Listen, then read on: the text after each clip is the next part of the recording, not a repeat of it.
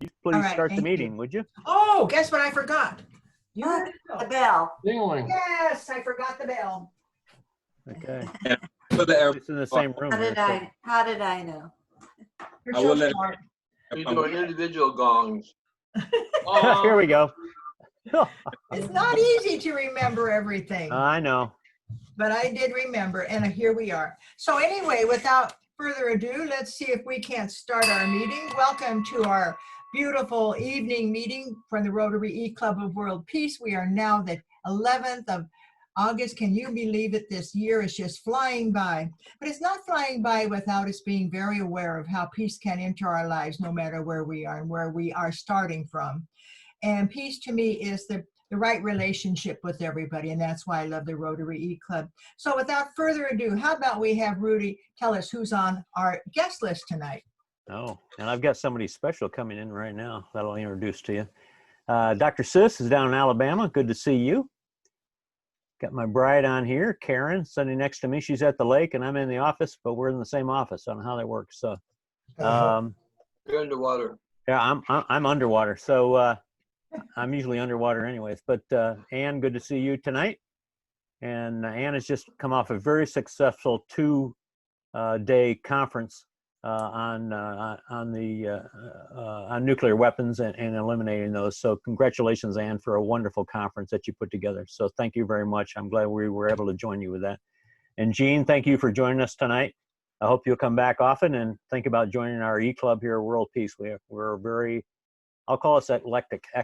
How's that? But we're very connected, and each of us are interested in creating peace in our world and in our lives and in our personal lives and in our communities around the world. Andrea, great to see you. I'm glad you're up in the mountains. And Me too. a little bit cooler up here today, hopefully, but we got some hot weather coming still. Greg, good to see you. And you're not in your lounge chair tonight, so I knew you're going to be awake the whole meeting, so that's good. Cliff, everything's going good up in the Bay Area. Dennis, things are good in Connecticut.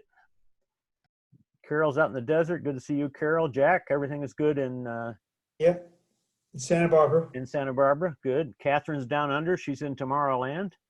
Carl, where are you joining us from? I got you muted there, Carl. You can unmute yourself. Anchorage, Alaska. Welcome, Carl. And how did you happen to know about us? Well, we just heard there's a peacemaker club, and I got a lot of email and things after that. Great. Well, thank you for joining us. And the temperature here is about 65 degrees. We could send that south, would you? Boo, boo, huh? We'll take that down here. Yeah. I'm going to introduce Mike here in a few minutes. And this is really Warren. It's not Danielle. Danielle is his wife, who's a past district governor, but he's using her name tonight. So Warren, great to see you. Belinda, how are things with you? Thank you. Doing well, thank you. The Where these fires people have are from? subsided, so that's a good thing. Oh, good. Yeah, I think the fire over in the Apple fire is over 50% contained now, so the smoke should be dying down. We had ash for 3 days here, so yeah. Yeah, so hopefully that's getting better. So Yeah. good. I've been watching it every morning. Peggy, great to see you. And we got a few more people coming in here. Let's see. And who is the 619 number, please? Arthur. It's Arthur Canagas. Hey, Arthur, how are you? Very good. I'm in the car. Oh, that's good. That's good. We don't look at your phone and drive at the same time, please. Tim, good to see you. Hold on. Denise is doing well up here in the mountains, chilling out. And Dr. Kanati, are you can we call you by MD or a different name? You can call me Kinoti with no titles. Kanati? That's very good. Thank you, sir. I Kanati? interviewed him because he's a new member. I spent 30 minutes hearing the most amazing life. Someday we have to have meet our new members. We will He do is that. incredible. Definitely. Super.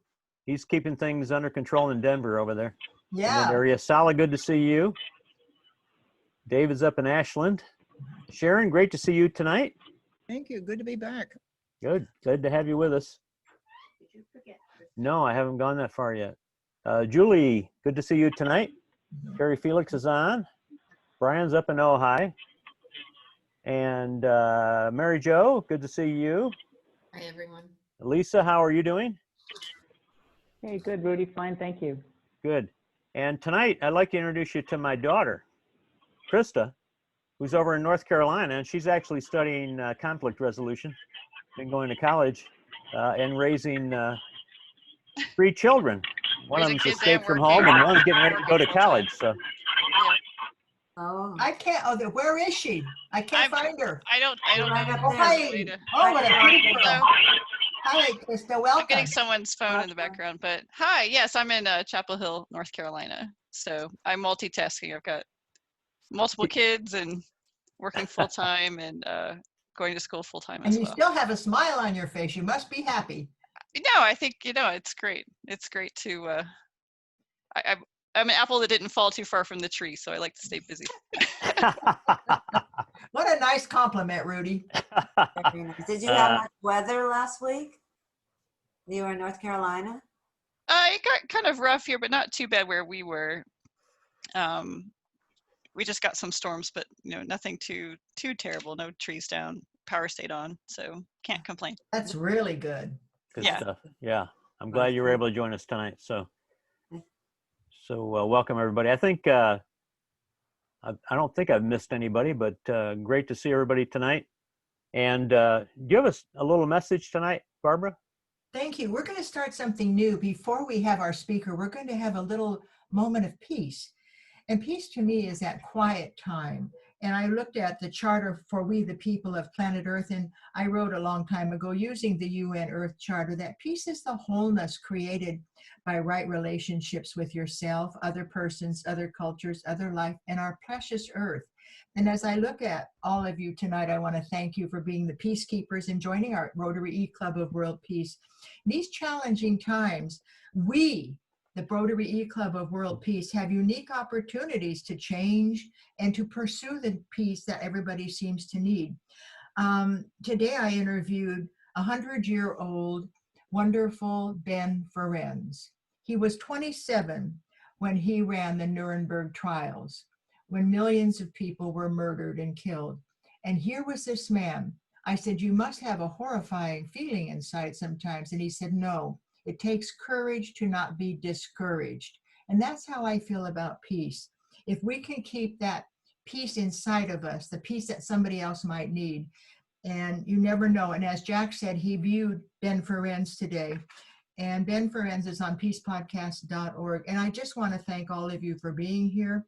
Peace is part of our DNA now because of Rudy and the 2 conferences, 2016 and 2020. Thank you, Rudy, for letting me talk a little bit about promoting peace in our communities and around the world with the 4-way test. It's our guiding light. Thank you, Rudy. No, thank you, Barbara. Tonight, we're going to continue to move forward and have some really, hopefully, deep dive discussions about racism. And we have a gentleman with us tonight who I think he would call himself first a father, husband. Both of those are certainly important roles in anybody's life. He is a Rotarian. He's an active member of his community. He's a professional, a CPA. He graduated from Tabor College with a Bachelor of Science degree in accounting in 2009. He got his CPA in 2014. He first started out working in Kansas. Now he's down in Texas with another firm that he joined in 2017. He mentioned earlier on he's been very busy with this multiple tax season that's challenging in the U.S. today as we continue to move forward.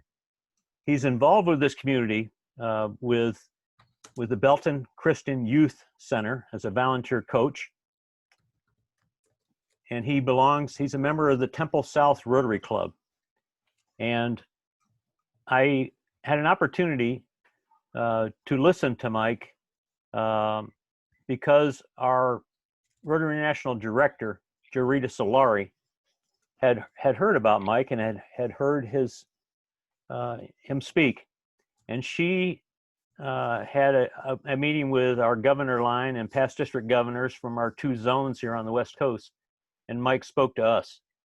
And it was very touching and moving for me. And I said, we need Mike to be able to speak to our Rotary Club and have a frank discussion about this, as no other, probably one of our Rotary clubs in the world here can do, because we're very open and able to discuss issues of today. And so, Mike Rousell, welcome, and please carry away. Thanks.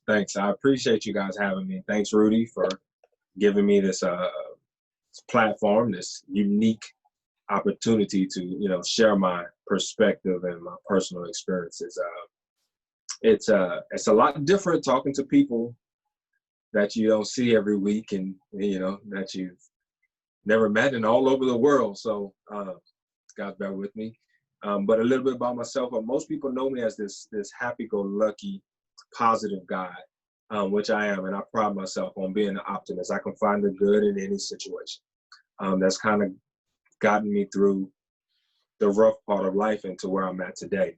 And so, and I would much rather get a laugh out of people than to be serious. And so today, my time with you, even after speaking multiple times and saying the same thing over and over, it just, I don't know, it just doesn't get easier for me. This is sincerely the most vulnerable that I've ever been. Having to relive certain moments of my life as I planned this talk with you all, it really took a toll on me. I've lost a lot of sleep trying to figure out how can I get my message across to people that don't know me personally, people that have no preconceived judgments of me other than this guy is coming to talk about racism. So with that being said, during this time, I respectfully ask you to listen. Listen without the intent to defend anything that I'm telling you. It's reality, and the time for change is now. There's no more excuses. I'm an educated Black man, educated Black professional with a great career at a great firm. I've worked extremely hard to earn the respect of those who know me at work and in my community. So by anyone's standard, I am successful. So how do the senseless killings of people like George Floyd, Ahmaud Arbery, Breonna Taylor, Elijah McCain, and even in our small town USA, Temple, Texas, Michael Dean. And if you go outside of that and you see the videos of the Central Park incident, how do these things affect me personally? Well, they upset me. They sadden me. Not only as an empathetic human, but also because they're needless and painless reminders of the indignities that I face daily. When I'm with people that know me, I'm a respected dad, colleague, board member, friend, volunteer, etc. But once outside of those isolated bubbles, I'm just an anonymous Black man subject to diminished respect and trust, and it's exhausting. And if you think it's exhausting for me, the successful Black man, just think about the Black communities in general. There's this misconception that racism is this redneck in a jacked up truck, waving a Confederate flag, but it's much deeper than that. Racism is being laughed at by a group of white people and act sarcastically if you're the janitor when you tell someone you work at a public accounting firm. Racism is being told by white people that the officer is just doing their job. If you just do what they say, you'll be fine.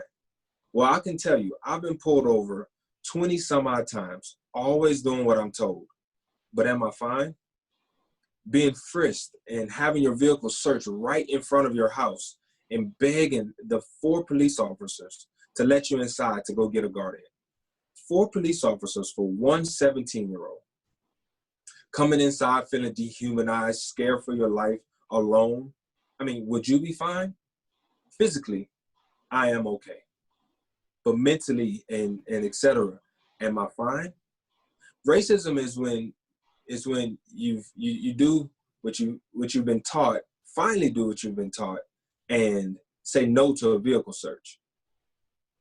But you're forced to stand on side the road for more than an hour while dogs search your car and and you're humiliated, and people just stand there and the passerbys watch. So knowing, even if you're innocent, you're presumed guilty by the people that are passing on.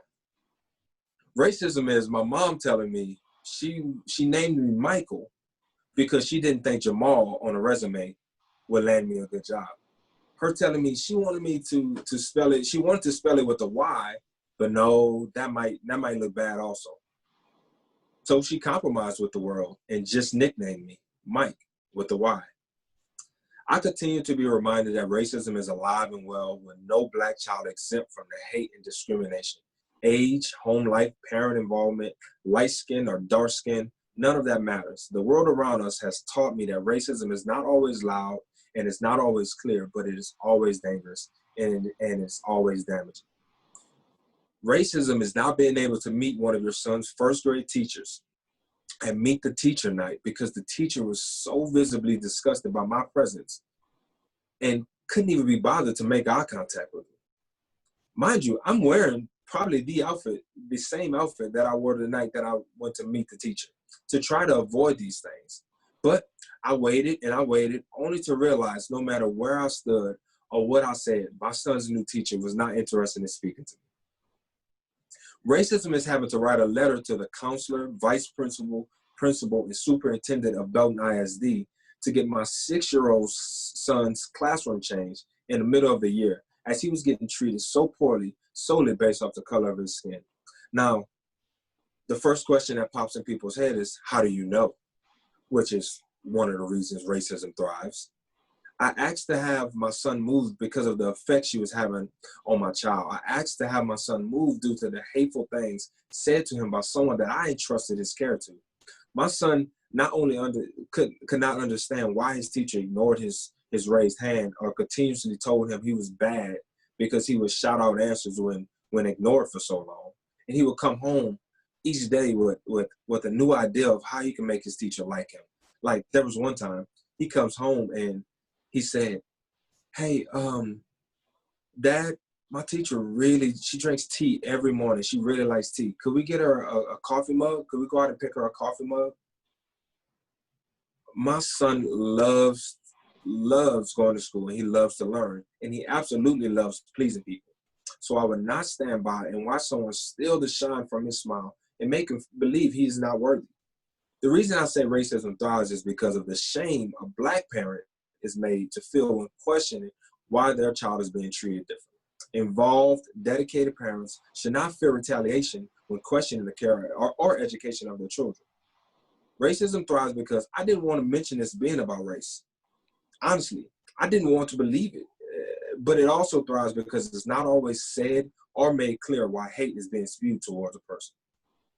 I want to end this quick story by letting you all know that when in this meeting to have my son moved, the principal she flat out asked me, she said, do you feel like these issues are racially charged?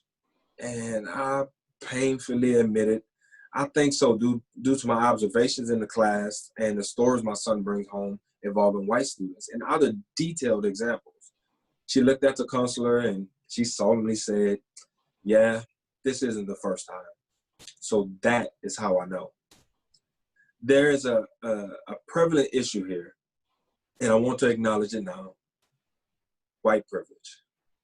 I know. It's frowned upon for anyone, especially me as a Black man, to speak on this and to mention its existence. But white privilege, a lot like racism, isn't always tangible. And just like racism, the burden of proof have been put on Black people, and it's frustrating. White privilege isn't me saying, as a Black person saying, you didn't work hard for what you have, or you didn't pull yourself up by your bootstraps. It's just acknowledging the fact that your skin color, your name, or any other stereotype was not a barrier to your success or a source of struggle. I don't know if this is a scientific term or not, or since I've been speaking, I don't know if it's going to show up on your Wikipedia page or Urban Dictionary or TikTok. I don't know. But this is a term I created, and I call it white avoidance. Okay. White avoidance is being asked, what did I do to make them want to search my car? So I kept my gym bag in the trunk just to ease everyone's fear of me. White avoidance is being told it's because of the way I dressed or because I have dreads. So guess what? I saved up what I could and I bought new clothes and I cut my hair. White avoidance is being told it's because I live off of welfare or live in a certain part of town. So guess what? I went to college. I got a respected job. White avoidance is not acknowledging the fact that I had to work 4 times harder than my white peers just to be at par level. And after doing all that I could do to conform, to adjust, I still struggle with being accepted as a professional when I'm outside of my work confines or not wearing a $500 suit. White avoidance is the reason white privilege continues to thrive. And with all my personal experiences and this stigma stacked against me, I've never, till this day, in all of my 33 years, I've never met a white person and thought, well, here comes another racist. Every time I meet someone, they have a clean slate. I never talk to someone with the thought process of this person is scary, or I never avoid a person because of an interaction I've had with a different person. I've never been disrespectful or short to police officers, question them why they pulled me over, or leading with, it's because I'm Black. I don't group people together based off of someone else's narrative or characteristics of those who previously wronged me. With all that I've been through, I still manage to give each person I encounter a smile and a chance. All people are asking for, all Black people are asking for, all I am asking for is a clean slate and a fair chance. A chance to be heard and seen for who I am on the inside. Hear my story before you determine if I'm a bad person or if I am good. And after just a short time, you will find that a lot of people pride themselves on being the latter. There are things that will happen that won't go viral or be viewed extreme enough to cause an uproar. Landon won't get a hashtag for feeling less than. I won't get a hashtag for being humiliated. A life always won't be lost, physically anyway. However, these blatant inequalities are what all the fuss is about. Sam Cooke sung a song, "A Change Gonna Come," 50 some odd years ago. Why has a song about racial discrimination lasted the test of times for so long? Why are we here today begging for something as simple as to be treated as equals, to be perceived as equals, to not go up against a stereotype? There are some that think that this is about politics or that this is just one bad cop. Some think that this is about a flag or a group of people looking for a handout. That can't be further from the truth. I've worked for everything that I have, and I love with everything that I have. So hear me, your friend, your fellow Rotarian. Let's turn off the news, leave Fox and CNN alone for a day. Let's not get our perspective from sources that are known for their bias. Let's walk into these communities that we don't understand. Let's talk to our colleagues, people we break bread with, people we call brother and sister. Hear their stories. The question that a lot of my friends have is, what can I do to help? Everyone here today, in some form or fashion, has influence, has a platform to be heard. I'm asking you to use that influence to give Black lives a voice. If you have 3 friends willing to listen and respect your thoughts, you are more valuable than you understand. Help us combat those that are insistent that things are good the way that they are. Things are not okay, and a change is needed. I mean, things may be okay for you or for those around you, but I can assure you things are not good for everyone. Help me by holding people accountable for their actions. Help right be right, no matter if you're on the left or the right. Help Black kids not only have a future, but be able to believe they're capable of great things, no different than the kids standing next to them. I've worked in all types of organizations, and the tone at the top is the key to how that organization is ran. Looking at America as one big giant corporation, it's those empowers jobs to make sure inclusion and equality is the only acceptable standard, to set the tone at the top. It's not our job to change all of America, but it is our responsibility to play our part, affect those that are around you, build up and encourage our community.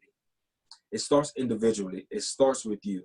It starts with you teaching your kids and your grandkids to accept others for their differences, even if they don't understand. I don't know where each of you are in your journey, but I challenge you all to listen and learn with an open heart, with an open mind. Give your input. Uncomfortable communication is the only way forward. Some eye-opening sources I urge you to view and share are the Jane Elliott's The Blue and Brown Eye Experiment, and the book White Like Me by Tim Wise. But I think probably one of the cheapest things you can do is, and if you don't do anything else, I encourage you to reach out to some of your Black friends. Check in on them. Don't assume that they know you are supportive. Ask your friends how they are feeling, what they think. Express your interest in hearing about their personal experiences. Show them you care, even if they seem fine. Initiate that line of communication. I've learned that I have some people support even if they didn't explicitly say it at first. To me personally, hearing those close to me say they care or empathetic has been huge. I want you to give your friends the opportunity to express themselves without the feeling that they're going to cause some type of unrest or lose some of the people they hold dearest. It was just today at lunch when I mentioned to a group of old white men. We are all sitting around. We have lunch together every Tuesday. We call it the Do Nothing Club. They've been doing it for 30 years. They're passing the torch to me. I like to do nothing. Okay. So we call it the Do Nothing Club. And we were talking about it. And I say, you know, one of the most heart-wrenching things for me is people that you've known and built a relationship for 5, 10, 20 years. You can throw that relationship away to support Joe Blow or Joe Smo on either side, and you let politics, your differences in politics, tear apart love. And he said, oh, that's wild to me that you say that, because my friend just got into it with one of his friends. They've been friends for 50 years, and they disagreed on something about politics, and now they're at each other's neck. I say 50 years, and they're throwing it away for people they don't even know. It's wild to me. So give them that safe space in order for you guys to have that comfortable conversation. Now, the other glaring question I've been getting is, what can Rotary do? So I've had a couple days to reflect on it and talk it out with people close to me. And from the conversations I've had, we agree that there's a need for Rotary clubs to reflect their communities. So how do we encourage those in the community to join Rotary? Well, I think first by start by creating a common goal. What can Rotary add to their priority list that will capture a more diverse audience in their local communities? For me, the biggest dilemma is, how do I get the different communities to be in the same room? How do we end the segregation that is still so prevalent? Public facilities, parks, even our churches. Let's be honest. A lot of us serve the same God and we still can't find a way to worship together. I feel like everything will work itself out if we can just get together, gather together, and realize we're all on the same page. To me, Rotary is one of the best ways to bridge this gap. All of us working together towards a common goal of improving our communities. The same way we came together to try to eradicate polio, let's come together to try to eradicate racism. What I challenge our Rotary clubs to do is consciously expand the diversity of our clubs. I've heard some clubs have a almost like a scholarship program to bring in minority members, because it may be a teacher that holds weight but can't afford the dues and the meal costs. You know, it may be something like that we can do to kind of to gather groups of people that don't normally show up to Rotary. You know, actively recruit those that may not even have any idea what our Rotary family is about. With recent events, there's been a surge of people wanting to do good, wanting to make a difference. Don't let those people search for an outlet. Don't let that fire that's been sparked in so many fade out. Be the force that attracts them and brings them it brings that drive and passion to our club. As the sergeant at arms at our Temple Rotary South Club, I have a certain authority. And Mike Boley told me, you make the socials, people will enjoy themselves regardless. Well, I'm not sure how just yet, but I envision our Rotary clubs having at least one of their social events directly supporting or jointly hosting an event that is primarily put on by our Black communities or Hispanic communities. And we need to be seen and heard in places and events outside of our normal. We need to be sure the entire community knows what Rotary is, what we stand for, and that we're here to support. And the best way to create that buzz about Rotary is to show our passion for the community, regardless of color, and jump right in, show our support for events that's already either been being hosted, and just maybe just get a group of people and show up. Let's get involved with our members in the community. Let's get so involved that there's no question that Rotary is for everyone. Let's eliminate any misconceptions about Rotary. Misconceptions that to join Rotary, you have to know people, that you must have a certain career, or that you have to look a certain way. Because we can all agree that when Rotary, when you bring up Rotary, especially for people, the young adults, I say, I'm in Rotary, and they say, well, isn't that a bunch of old white guys? I say, well, it's changed a little bit. A little bit of diversity in there. There's even women, and so and so let's not wait any longer to bring those people in. Let's go get them. We cannot let this momentum die. I personally never thought I'll be here speaking about my experiences so openly and talking about race. Honestly, why? We should not be afraid to speak up, and we should not allow the fear surrounding racial dialogue to continue.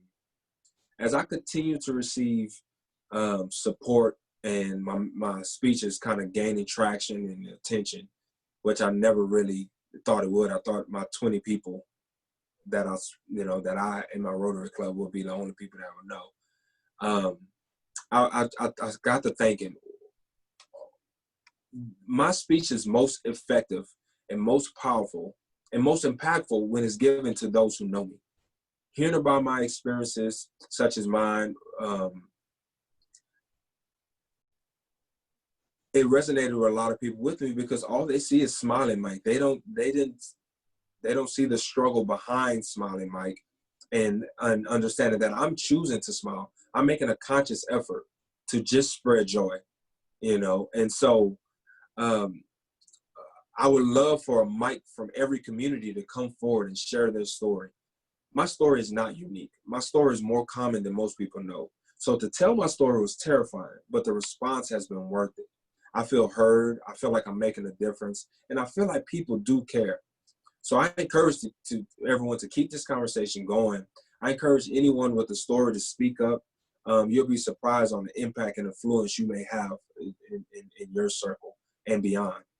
As Rotary evolves, let us say with joy in our hearts, we were part of that evolution. Let us support the Sylvia Whitlocks of the world.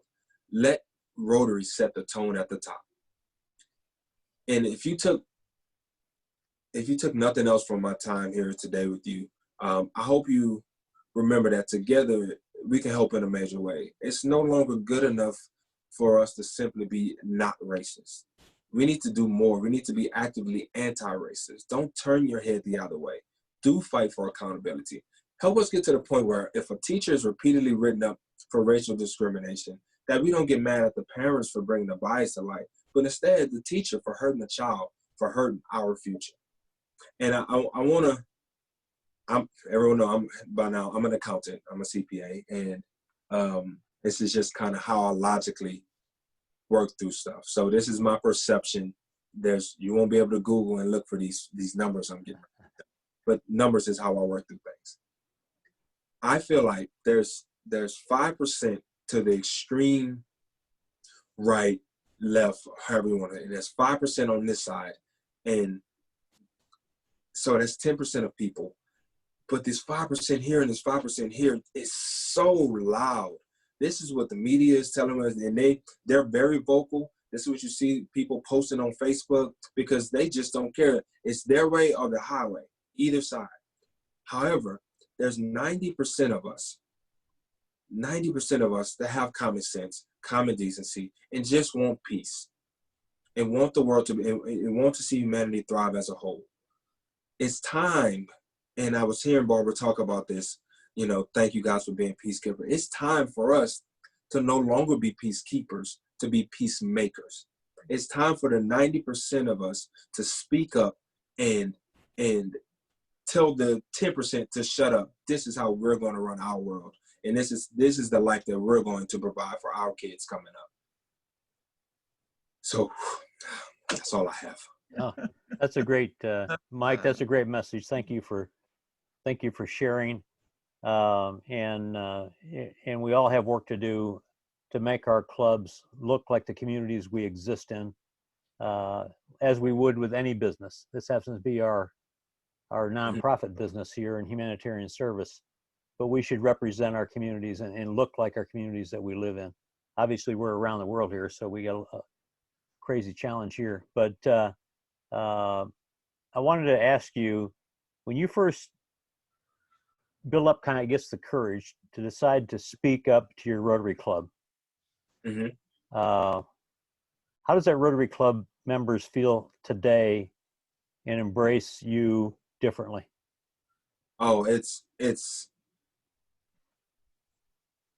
I already felt valued in my club, but now I feel even more valued, in a sense, for the simple fact that the dialogue is still continuing today, because it's always something, right, that you're seeing via media that they want to ask my opinion about. Hey, how do you feel about this, or how do you feel about that?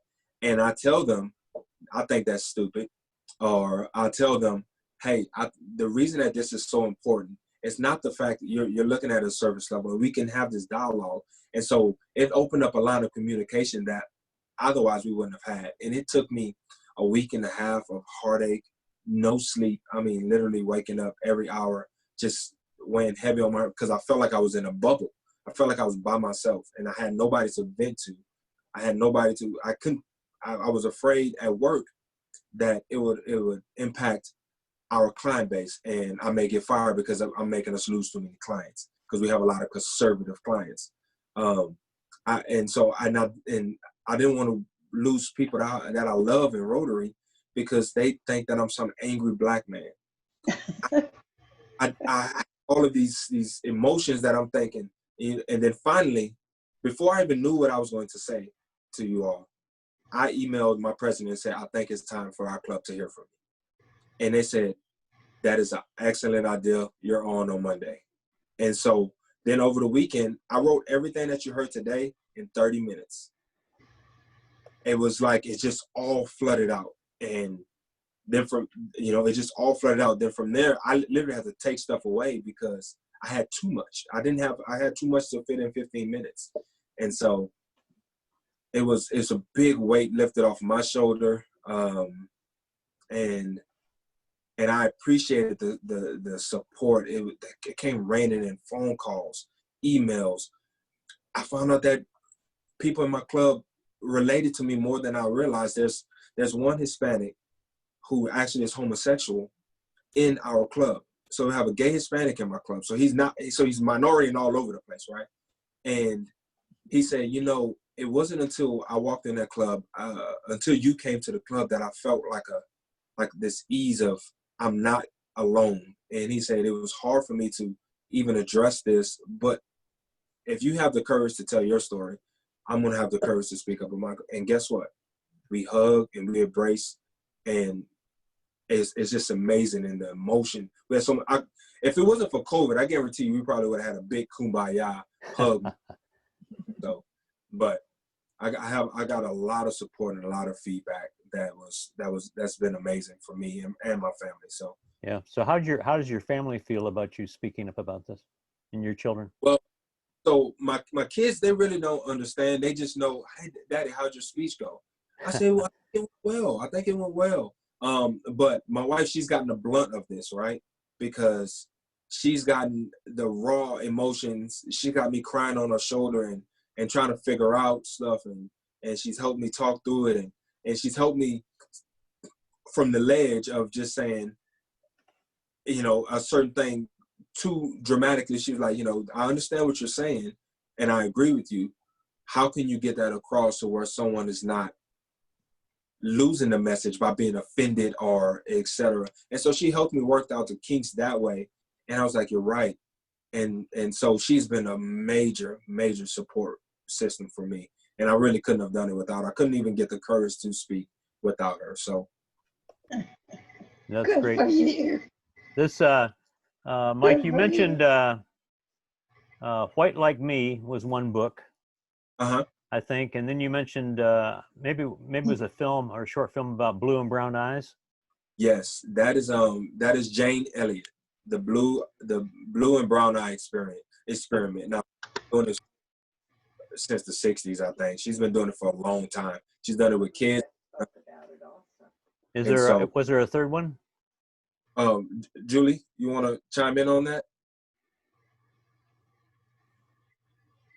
Yeah, I did use that blue and brown eyed experiment one time with a college class. The only thing I would say is there's one use of language that's a little bit. Oh yeah, she gets pretty. She tries to rile people up. Are you talking about Jane herself? Yeah, well, no, I think in the discussion from 1968, somebody used a word that we don't use today. Actually, nobody should have been using it in 1968. And so I don't know if it's okay to show it in college without knowing that that word's in it. Yeah, if you know what I'm saying? Yeah, but it exists. It's a documentary, it's in there, but it's the N-word. Right. If you're showing it to a bunch of college students, that may be something that you have to get approved before. But as for your own self-education, it opened a lot of people's eyes as far as that. It's brilliant. It's a brilliant experiment. Yeah. Guys, could you unmute yourself there? You had a comment in there that you had some things happening similar to you with your son. Oh, me? Yes, please. Oh yeah, I was just, well, Mike, thank you for being here. This is great. I live in Denver, as most of you know, and I'm a college professor as well. I think there's another college professor in this club or several, and we live in a middle class, affluent part of Denver. Well, again, like Mike, did everything that you're encouraged to do: go to school, get your degrees, get a good job. But living in this neighborhood, which is almost 98% white, my son has been pulled over about 5 times since he started driving at 16. He's now 19. And last summer, he was home from college. He's going to the gym. The gym is only about a mile from our house. And I kept telling him, why do you have to drive to the gym? It's only a mile. And you're gonna go there and walk out. Just go walk. Walk to the gym. You put in those steps, and that counts towards your exercise as well. And he started doing that, only to be pulled over because a neighbor called the cops and said they don't recognize this black dude walking in the neighborhood. And the cops went on to detain him for about 10 minutes, searched his gym bag, and actually had him sit by the walkway. And they were asking him questions like, where do you come from? Where do you live? And they asked him to prove that he lived here. So he gave them his ID, which clearly has an address, and that address was right across the street, not too far from where he was at the time. So those 5 times he's been pulled over as well. He's never had a citation or anything. It's not like he ran the lights or anything like that. But for him, his experience now with law enforcement is very different from mine. I must add that I've been here for 21 years. I'm an immigrant. I've never been pulled over myself, apart from one time in Texas, and I was wrong. I was really driving too fast. And I was cited for that. That was okay. But for my son, he's having a very different experience of all this. And to him, his being black is clearly what he thinks is the reason for his being pulled over so many times, and the reason why he was pulled over at that time. Yeah, So thank you, Mike, for sharing your experience as well. Yeah, again, it's not an uncommon thing, and you're talking to people that are are teaching kids well and are making sure they leave the house with a good head on their shoulder and etc. And so for those kids to be experiencing that, and I was one of those kids where it sucks. Let's just put it like that. It sucks, and this is kind of why this is when anger boils over, and you see this is what all the uproar is about, is because it happens and we can't understand why. Is it in training, or is it just the people that you're hiring? One thing I will tell you this, guys, that we just received we just got a new police chief in town. We had a police chief leave. Then there was a cop shooting a kid. One of those terrible situations where just shouldn't have happened. And he lost his life to a police officer. So our city still hasn't even really received answers on it. It's been a lot of unrest. But we received a new police chief. And my heart is hopeful in this whole situation. People's feedback and etc. But it seems ever since I started talking, pieces of the puzzle has been going. His first kind of, when he introduced himself, he mentioned inclusion and making sure he has a program to where the officers are going into these neighborhoods that are over policed and actually going and meeting the community and knowing the community, and he's saying he's going to hire someone that's already in that community, that lives in that community, that's grew up in that community, to kind of be an advocate for that community. I was saying that's an excellent idea. In order for a cop to not pull over, Doc's son, if he would have known Doc was there, he's like, no, that's Doc's boy. They're fine, and not even wasting the boy's time or law enforcement's time. You see the difference there, that disconnect. And so, and everyone, I see a lot of the chats coming in, and I have all night, so we can talk about this forever. But maybe let me pick one of these questions here. It says, Mike, the only person of color is in his Rotary Club. Also,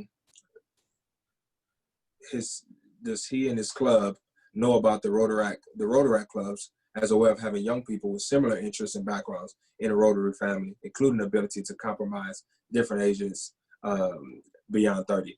Yes, so we have a couple of Interact clubs here, and I just got involved with it, and I literally were pulling kids out of the hallway and say, hey, you have to be in Rotary. Not only is this going to be helpful for your future, for your college resumes, we have scholarship program and et cetera. And I want you to know what Rotary is, because it is a great source for you to meet and make those connections for people that's going to keep you on a straight and narrow and et cetera. So I want you to have the same opportunities that some of your peers know about as far as the Rotary Club goes. And I think you'll be an asset. And I had a counselor helping me. It's like, that's a really good kid, or that's a kid that, with just with a little bit of guidance. And so I was going to recruit those kids, and we look forward to our Interact Club. Mike, we have Ann Frisch got her hand up. Ann, you had a question for Mike? Let me. Am I unmuted? Yeah, you're fine. Yeah, go ahead.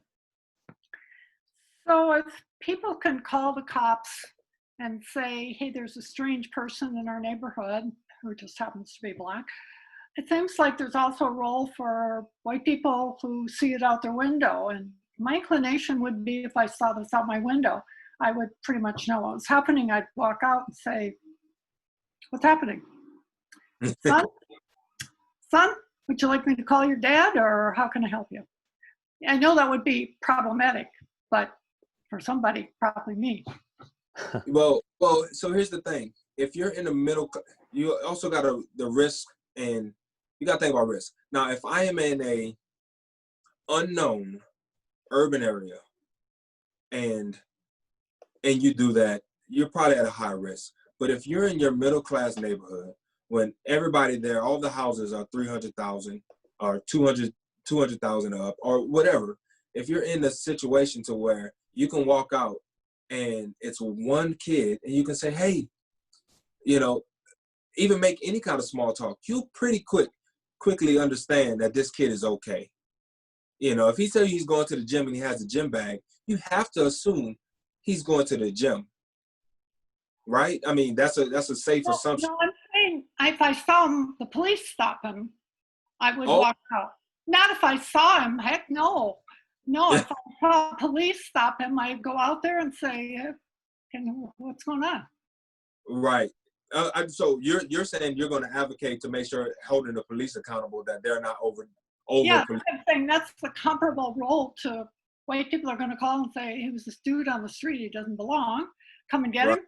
I want to be the one who goes out and says to the police, so what's going on? Awesome point. I thought you were saying that you can go out and just interact with this kid, because clearly you'll probably see that. No, I wouldn't even notice. I wouldn't even notice. That's great, man. I can tell you that's great. If he's not bothering anybody, walking on a public sidewalk, not picking at anybody's yard or something.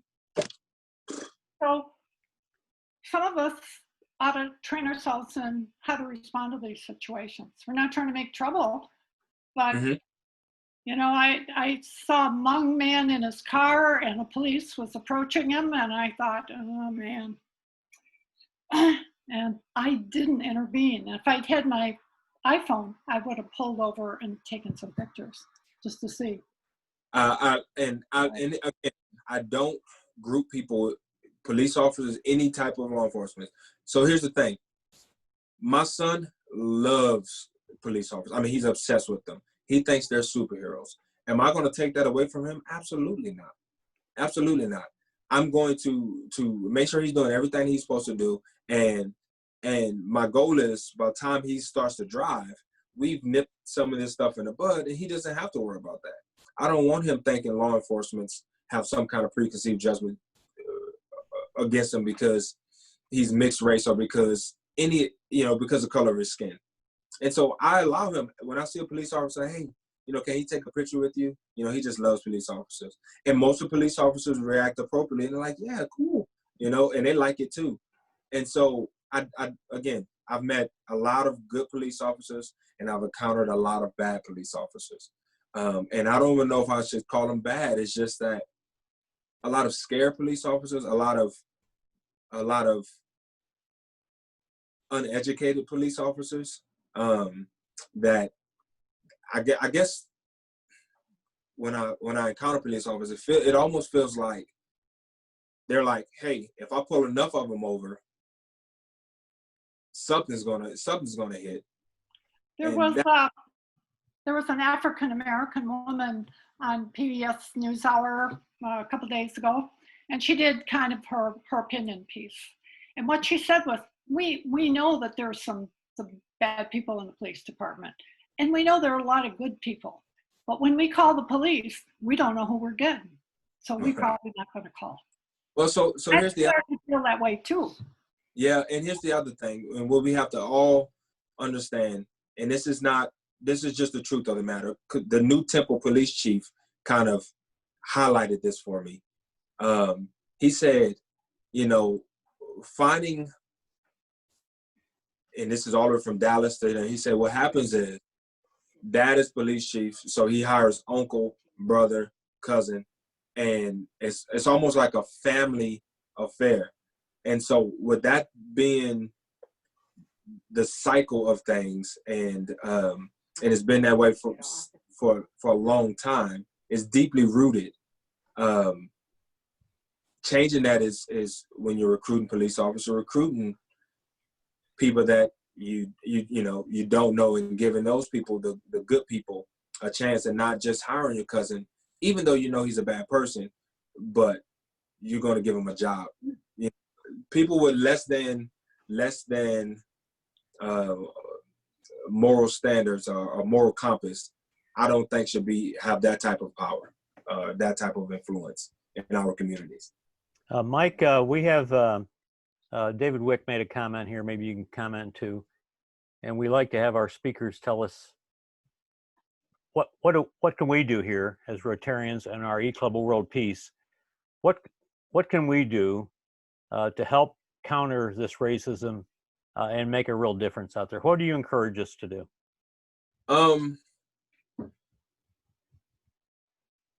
So the biggest difference is going to be, I feel like a lot of us are in positions to where we're in either management or on some form of a board or something like that. We've gotten to that point in our lives. I recommend everyone in their community, because we can't change. It's too big of a burden for all of us to try to attack the world. But it's not that big of a burden for all of us to try to make noise in our local communities or in our local areas or of our local groups.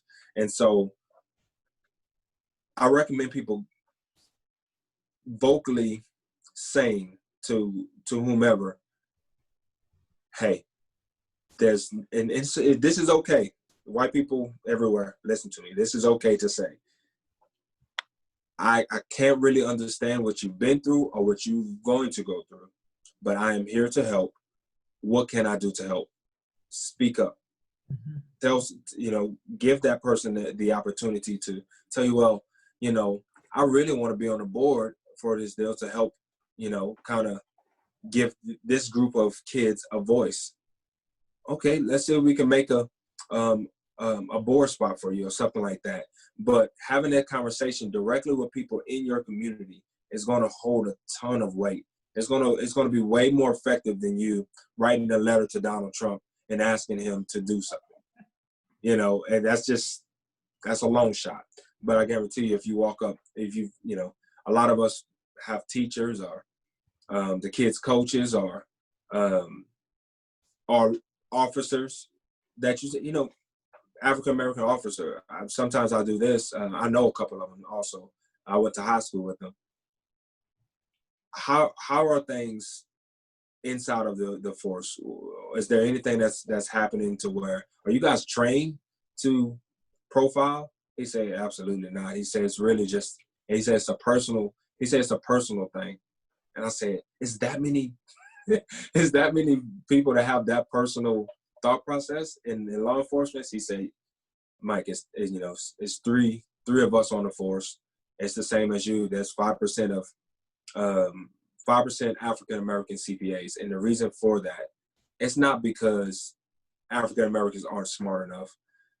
Typically, it's because of the cycle. Mom and dad with poverty, they kind of push that down and everything around you, and so your surroundings kind of shape what you do. Just like if mom and dad were in business or own a business, hey, I want to be a bookkeeper, and that kind of gets you into the door. But if mom and dad have done nothing, didn't go to college, and everyone around you is just, I want to be a professional athlete or a rapper or a drug dealer, that is what you have, that you think you have to choose from. And so it's my personal, my personal goals. What I do is I put myself in front of as many kids as possible. And I may use sports to bring them in, but I make sure that they also see me like this so they can understand you can look like me and also become an accountant. You're not just limited to sports, being a musician or, a rapper or a drug dealer. So. Yeah, you have shared a beautiful story tonight, and I really appreciate the fact that you didn't hold back. You aren't discouraged, and you talked about your children. This is the part that scares me the most. You're very tall, and you can do a lot, but I feel sorry for the kids who may have to face this kind of a future. And I think that's our goal of our Rotary E-Club of World Peace, Mike, is to not have our children have to face what you've had to face. You're very courageous, and you're not discouraged, and I want to thank you. I speak at a lot of Rotary clubs because we're all on Zoom now. Is it possible for us to invite you to speak to other Rotary clubs on Zoom? Would you be open for that? Yeah, that's kind of how I got here today, and this is kind of what I tell people.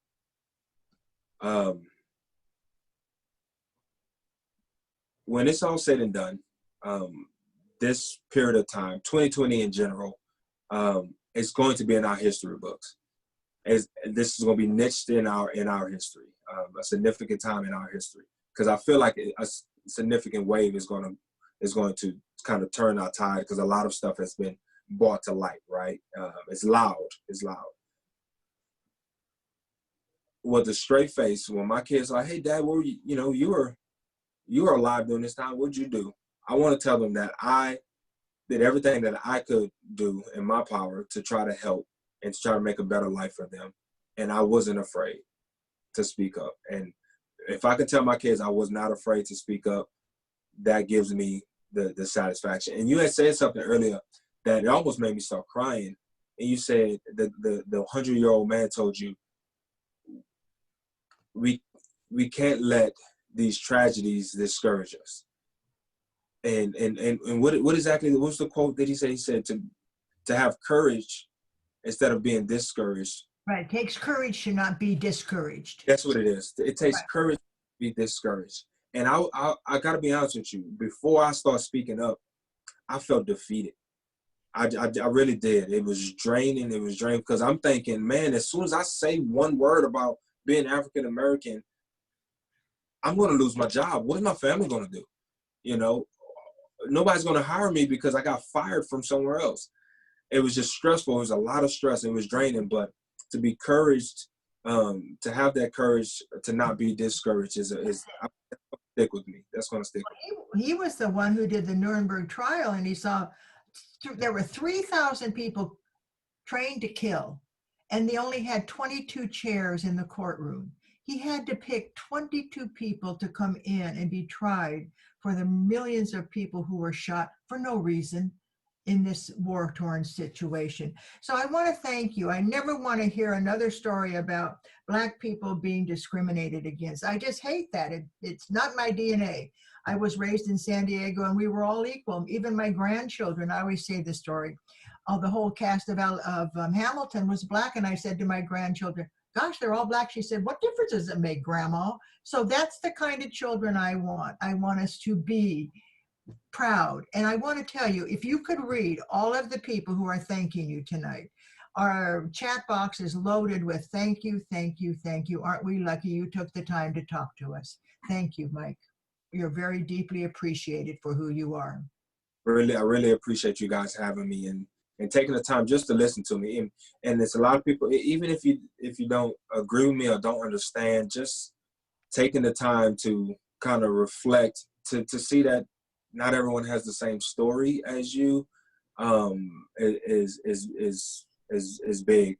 And with me realizing that everyone doesn't have the same story, I've become extremely, I can fit in any room because I just gotten really good at it. And so I can relate to so many different people on so many different spectrum.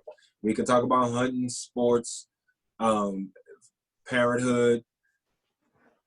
I mean, I have some pregnancy stories that, I mean, you know. One of the themes that keeps coming up, Mike, in this chat box is act locally. Act locally. Do something locally. Pay attention. Find the police people in your community that need to maybe hear your opinion about what should be going on today. Act locally. So I want to thank you again. And I'm sure if you read all these chats, in fact, you can save these chats down at the bottom. The 3 little dots are there. You can save them and read them in your leisure because there's so many beautiful things people are saying. Yeah, Mike, I really appreciate, as everybody on the meeting tonight does, your candidness and challenging us to speak up. When we see something, don't be afraid to speak up when we know something's not right, and stand up for it. And you had the courage to come out down there to your own Rotary Club, and you're building on that process right now to help us better understand things that we probably haven't understand as well as we should have. So it certainly is within us to reevaluate our thinking, our feelings, who we are, and how do we lead ourselves as human beings, as Americans, as Rotarians. How do we help fix the problem? And I really, you're our brother, and we love you and your family, and anything we can ever do that you need, please call on us. Right on. Hey, I will. I put my email in the chat for anyone that wants to further the discussion. Again, any question that you may have that may not, you didn't want to, ask in front of anyone, I promise you, I'm open to having this dialogue with you. Now, given that I have all these tax deadlines, it may not be immediate because I have, and I still have to put food on the table, but this is important to me also, and it's important to my kids. And again, if I have to fall on the sword for their sake, then that's kind of what's driving this for me. One last thing, I'm gonna end with this for you guys. I want to make sure that when people understand, from me personally, because I'm one of those even-keeled people, to where I want you to understand I'm coming from a productive place. And so when I say white privilege, I don't want anyone to feel attacked. Like, that's not me attacking you. It's I said, just see white privilege as this invisible backpack that if, and you can just kind of turn it around and open it up in any given situation, or not any given situation, in a given situation. And it kind of, it helps you. It doesn't hinder you. And if it doesn't hurt you, that's for sure. And so I don't want people to misconstrue that they have white privilege, or that I'm saying that they haven't earned anything that they work for. I understand a lot of people work extremely hard for what they have, and so, and I appreciate those people. Mm-hmm. So I just want to make sure people are not uneasy by me even mentioning, the white privilege, or, this whole discussion. Well, Carol Westervelt said it's an unearned benefit of doubt if being a white person. And a lot of white people don't deserve it. Yep. I just want to make sure people, I hope they take this message as a message of hope, and not of, an attack. It's just a message of hope. I'm hopeful that my kids. Like it is, Mike. You're calling it like it is. We're not saying. I am, but I don't want this to be attackful. I just want to state the facts. Mm-hmm. And now the facts. Let's move forward. And I feel like we can move forward because you now know the facts. I'm looking at you and I'm thinking now, how are you going to be safe going home tonight? What time is it there in Texas? Now you've got me concerned. I want you to call me when you get home and say, I got home, yippee. And sometimes it's that bad, isn't it? Yes, it is. During the heat of all this, I had to buy an exercise bike because I wasn't allowed to run through the neighborhoods anymore. Wow. Yeah. So, I mean, not allowed, but it puts my wife at it. Yeah, I just don't, there's so many emotions flying so many different places. You could just be in the wrong place at the wrong time, and I can't risk it. Work out on a bike. And I was like, whatever. I'm not scared. If it happens, then that sucks. But, well, you take care of yourself now. We love you. Yes, ma'am. Thank you so much, Barbara. I really appreciate it. Bless you for telling your story, because it opens our hearts and it opens our mind. Thank you. Right, Rudy? Absolutely. Absolutely. And Krista, we have a family meeting tomorrow, I think. Yeah, we do. No, is there, if I say one thing real quick? Sure, please. When Mike was telling the story about what happened to his son, and not just having it happen to his son, but going to the administration and having them be like, okay, well, this has been a problem. I think it's really easy to, as a white person, maybe you're not the teacher who's discriminating against the kid, but are you the white person that's not doing something about the white person who is? Because maybe you're not actively doing this thing that's racist, you think, but you're tolerating these people in your midst who are continuing, and it shouldn't take the Black folks to have to speak up about it. If you're seeing it, do something about it. Don't put it all on Black folks to have to solve it. We've created this system that allows this to continue, and so it's on us to fix it. It's also on us to listen to know what we need to fix. But it's definitely, I think sometimes we we can pat ourselves on the back. Well, I'm one of the good ones. But what if we kind of turned our back on and not sort of fix within the system? So it's something to kind of think about. Yeah, I really appreciate that. That was well put. That was well put. The interesting thing about that story is that there've been other Black parents that came forward and say, I mean, there was one child, I mean, we're talking about a 5-year-old that runs up and hugs the teacher, tries to hug the teacher, and she stiffs on her and she's like, and the child was heartbroken. And the child goes home and tells mom, or the child, I guess mom was there and she saw it and the child was heartbroken, like sad. And she was like, did you really just push my child away when they were trying to give you love? It's a baby. Are you kidding me? How could you be that disgusted by a child? And they get into it. Well, this mom, her emotions are high. Well, I don't think they've ever had a Black parent come in that can write a note to the superintendent, or that took the time to write. Because I told him, I was like, listen, my child is here. My child's well-being is here. My job is here. I'm a dad first, and everything else is a distant second. So I sat in class and I observed. I took notes.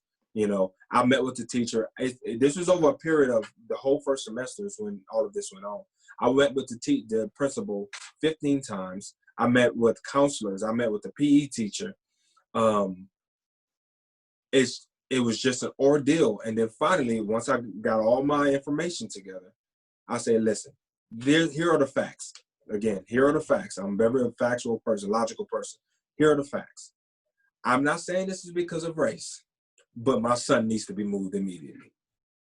And so it sucks. That took a lot of time for my fall, but it's okay. He's in a better place now. So Thank you, Mike. Again, thank you for sharing so candidly and for not being discouraged. And we will be emailing you and asking you if you could speak a little more to a few more clubs, because it does open the eyes. And we do have 35,000 clubs. We have to think of a way to satellite you around.